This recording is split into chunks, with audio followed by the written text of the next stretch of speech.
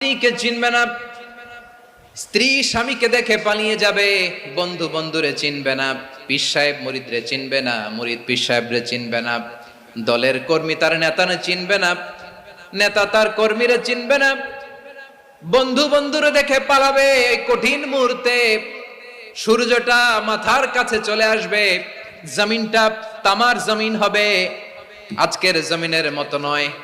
মানুষ ঘর্মাক্ত, ক্লান্ত, শ্রান্ত মাথার মগজগুলো কানের ছিদ্র আর নাকের ছিদ্র দিয়ে বেয়ে বেয়ে পড়বে। বিশ্বনবী ফরমান, ময়দানে 7 শ্রেণীর ব্যক্তিকে রব্বুল আলামিন তার আরশের নিচে ছায়া দিবেন। তার মধ্যে প্রথম শ্রেণীর ব্যক্তি হলো ইমামুন আদিল। ইমামুন আদিল, ন্যায়পরায়ণ শাসক,